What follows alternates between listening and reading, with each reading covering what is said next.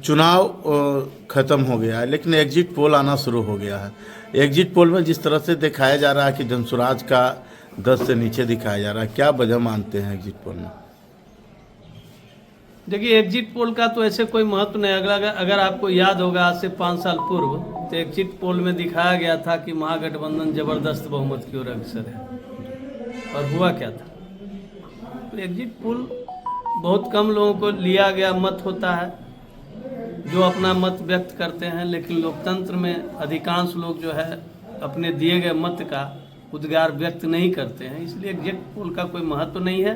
रहा बात हम लोगों की, तो जनसुराज सत्ता में आने के लिए ये काम चुनाव नहीं लड़ रही है। जनसुराज अपने उद्देश्यों को लेकर जनता के बीच में गई, जनता में जनसुराज ने अपनी बातों को रखा और जनता को झकझोर दिया।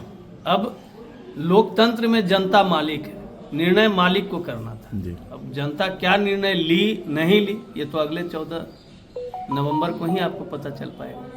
क्या उम्मीद क्या है? क्योंकि देखिए, जो भी आप जो कहे, लेकिन संभवतः यही होता है कि कोई भी पार्टी सत्ता में आने के लिए या सत्ता का मजबूत एक भागीदार बनने के लिए चुनाव लड़ता है।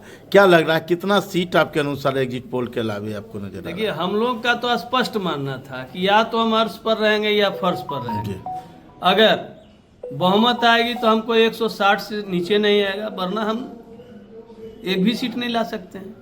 ये तो बिहार की जनता पर निर्भर कर रही है कि वो क्या सोच रही है। लेकिन हम लोगों को अनुमान है कि जिस तरह वोट प्रतिशत बढ़ा है, तो ऐसा लगता है कि बिहार में परिवर्तन की आस है, और उसी आस में हम लोग भी आस लगाए हुए हैं। कई योजनाएं, ऐसे ऐसे चुनावी घोषणाएं थी जनसुराज की। क्या लगा, क्या ऐसा मिस्टेक दिखा, या किस तरह के चीज़ें हैं जो कि जनता तक आपकी बात सही तरीके से नहीं पहुंच पाई, जो एग्जिट पोल में कम है? क्या लग रहा है सर? नहीं, ऐसा बात नहीं है। देखिए, जनसुराज ने अपने उद्देश्यों को आम लोगों तक पहुंचाया, इसमें कहीं कोई संशय नहीं है। लेकिन जो सरी गली व्यवस्था है लोकतंत्र में, खास करके बिहार में, जात पात, रुपया पैसा, धर्म संप्रदाय, भ्रष्टाचार, इस तरह की जो समस्याएं हैं, कहीं ना कहीं, जैसे आप बीच चुनाव में देखे होंगे कि रुपये का आना जाना हो रहा है, लोग रुपये बांट रहे हैं, कहीं कुछ हो रहा है, कहीं कुछ हो रहा है। जिस तरह से धन बल और बाहुबल का प्रयोग बिहार में किया गया, ये निहायत ही निंदनीय है। लेकिन जनसुराज तो स्पष्ट मानना है कि लोकतंत्र में पवित्रता और शुद्धता लाने के लिए ही जनसुराज पार्टी का निर्माण किया गया है, जिसमें सत्ता के साथ साथ व्यवस्था परिवर्तन की बात करी है। जनसुराज का स्पष्ट मानना है कि बिहार में अच्छे शिक्षा की व्यवस्था हो, जिसमें सबों को समान अवसर मिले, अच्छे चिकित्सा की व्यवस्था हो, जिसमें बिहार का आम लोग स्वास्थ्य के प्रति सचेत हों। उसी तरह भ्रष्टाचार मुक्त बिहार हमारा लक्ष्य था। रोजगार और पलायन को बंद करना, रोजगार का सृजन करना, कल कारखाना लगाना, इस तरह के उद्देश्यों को लेकर जनसुराज ने आम लोगों के बीच में गया।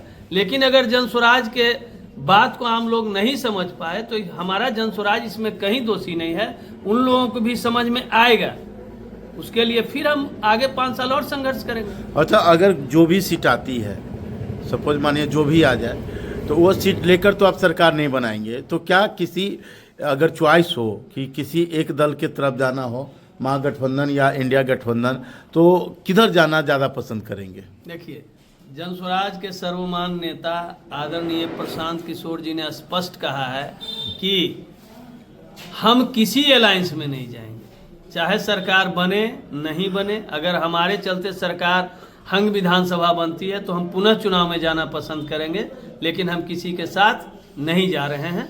हमारा ये स्वघोषित मत था और यही मेरा उद्देश्य भी है। आने वाले समय के लिए क्या एजेंडा है, क्या एजेंडा पर काम? एजेंडा तो हम लोग का फिक्स है। हम लोग तो बता ही चुके हैं आपको, शिक्षा के लिए, स्वास्थ्य के लिए, बेरोजगारी के लिए, पलायन रोकने के लिए, कल कारखाना लगाने के लिए हम वो हर काम करेंगे जिससे बिहार विकसित राज्य की ओर बढ़े। और हमारा मूल उद्देश्य भी बिहार को विकसित राज्य बनाना है। हम लोग इसी एजेंडा पर काम कर रहे थे और इसी एजेंडा में भविष्य में भी काम करते रहेंगे। बिहार के मतदाताओं को, जनता को आप क्या कहना चाहेंगे सर? हम अभी भी कह रहे हैं कि बिहार के मतदाता अगर कहीं कोई संकोच हो तो एक बार पुनः निवेदन करेंगे कि आप जात पात धर्म संप्रदाय से ऊपर उठकर भ्रष्टाचार के विरुद्ध में अपने को खड़ा कीजिए। आप शिक्षा और रोजगार के लिए खड़ा होइए, आप पलायन रोकने के लिए खड़ा होइए। इस तरह की अगर आपका सोच जब तक नहीं बनेगा तब तक विकसित बिहार नहीं होगा और आपके बाल बच्चों का समान अवसर नहीं मिलेगा। जो बड़े लोग हैं बड़े होते जाएंगे, जो गरीब हैं गरीब ही रह जाएंगे। इसलिए सारे बिहार वासियों से निवेदन है कि वे इन चीज़ों से ऊपर उठकर बिहार के नवनिर्माण के लिए सजग हों, सचेत हों और जनसुराज के उद्देश्यों को पूरा करने के लिए उसमें कंधा लगाएं।